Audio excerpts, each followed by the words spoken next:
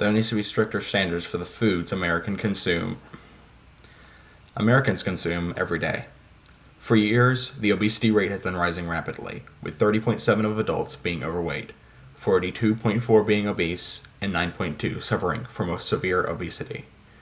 We need food to survive, however, our food provides less nutrition and more problems. I will explain the causes and effects of our food problems as well as some supposed solutions to the problems. Bioengineered foods have become increasingly popular due to their cheap production cost, which allows for more production, which means more shelf presence in supermarkets. Per Coherent Market Solutions, bioengineered foods make up 55% and over $17 billion of the food markets. Experts anticipate an 8% growth by 2027. Another way that food is altered for efficiency is GMO, which seems safe and is primarily used to speed up growth and improve sustainability.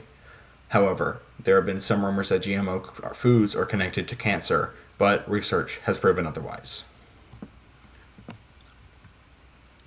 Additives are commonly added to food to make certain foods taste more appealing and like what it is marketed as tasting like, without using real ingredients to cut costs. Oftentimes, many drinks are given a color with dye to make them look more appealing. However, these colors can be very harmful to the human body. Food coloring has been found to increase symptoms in children with ADHD, and it is nearly impossible to avoid children consuming food coloring given how many children products use food coloring. Many sodas and candies use artificial flavorings to mimic the flavors of the food they are based on. However, these flavors are harmful, especially the artificial sweeteners put into sugar-free food and drinks, which can be very dangerous unmoderated. Pesticides are often used to kill weeds and other unwanted plant life that may grow around certain crops. However, these pesticides can be very harmful to humans.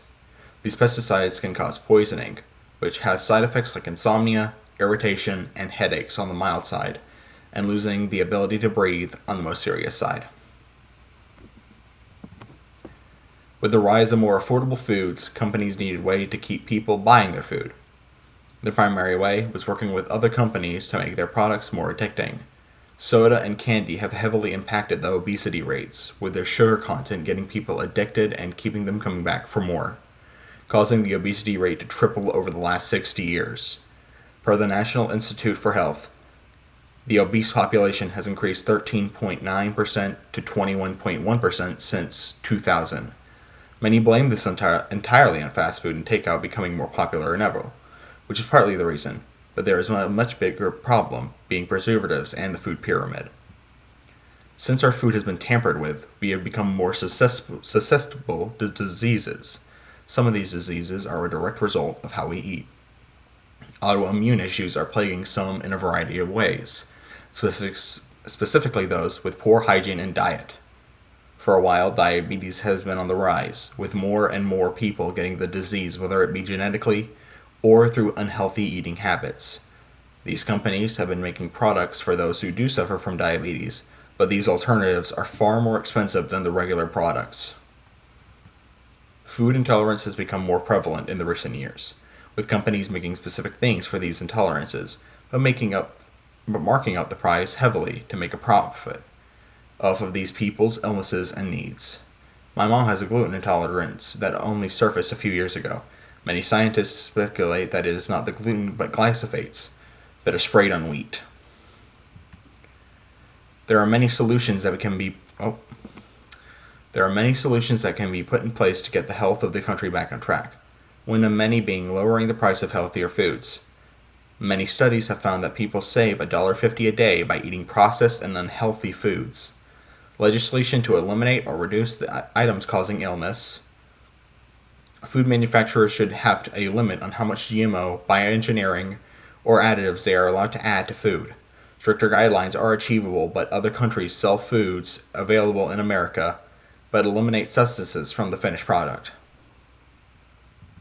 In conclusion, food has been on the decline for a while, with companies making the food less healthy and cheaper in quality. The effects of these choices being obesity and disease. Food should not be chemicals. It is time that the government step in and make standards for the food industry. Robert Kennedy Jr. is the Secretary of Health and Human Services. He is trying to affect the change, but unfortunately, that might not happen anytime soon. Thank you for watching.